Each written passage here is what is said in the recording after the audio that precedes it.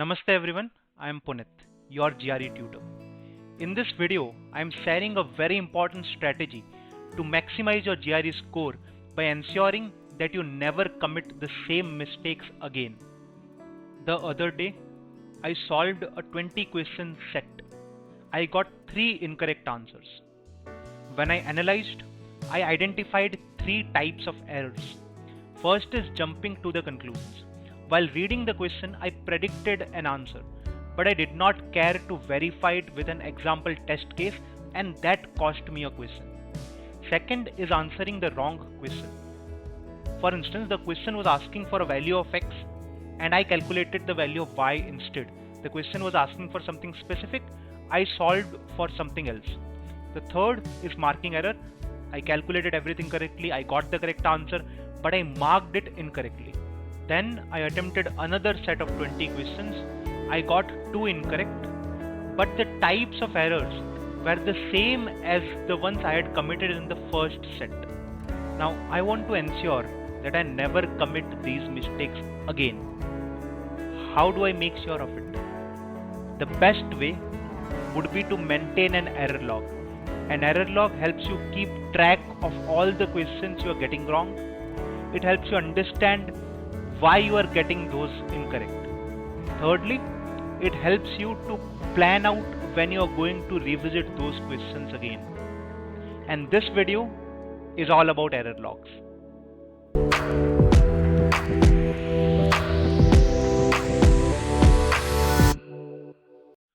Bruce Lee once said, "I fear not the man who has practiced 10,000 different kicks once, but I fear the man who has practiced a single kick 10,000 times." This applies to standardized tests as well. It's not about practicing 10,000 different questions, but it is about practicing from a limited set of questions but being 100% confident on those questions. Error log helps you gain that 100% surety. Let me now provide you with an error log template. You can either keep your error log digitally using Google Sheets or MS Excel, or you can create one in your notebook. Here are the columns your error log should contain. First column is the question number. Identify the question that you get wrong. Second is the source of the question. Note where the question came from. For instance, it can be a specific mock test, it can be a book, it can be an online resource. Third is the type of the question. Here you specify the type of the question.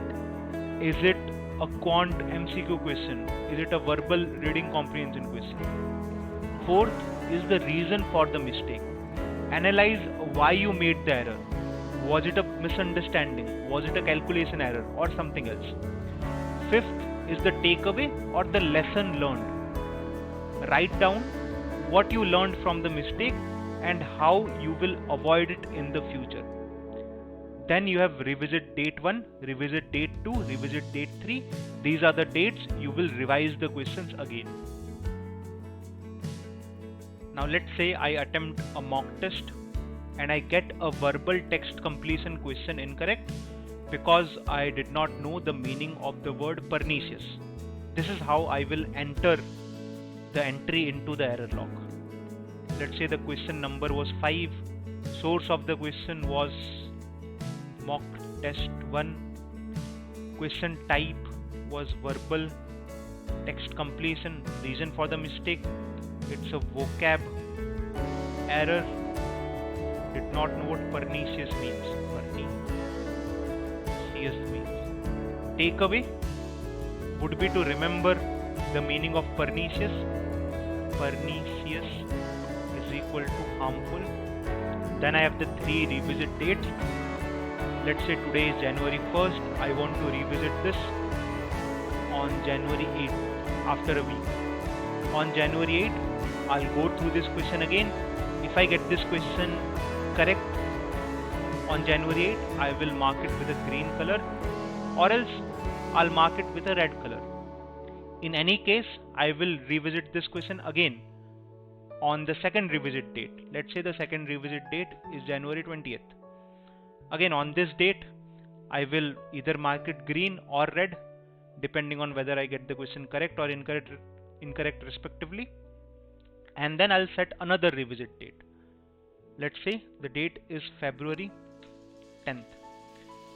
For every question that I enter in error log, I will revisit the question at least thrice. And this is how you enter a question in the error log. This is an error log of one of my students. You can pause the screen and analyze it. You can observe that he has customized it a bit, and you are also advised to play around and customize it according to your needs and your convenience. In the error log, apart from the questions that you get wrong, you should also include questions in which you took more time than you were supposed to take. Additionally, also include the questions which you solved using an inefficient method, especially if you found a much simpler approach afterward. Error logs are not only about rectifying your mistakes, they are also about increasing your efficiency as a test taker. Constructing an error log is non-negotiable if you want to achieve your desired score quickly and efficiently. It is a vital tool for any standardized test aspirant. And with this, we come to the conclusion of this video. If you liked the content, please like, comment and subscribe to this channel.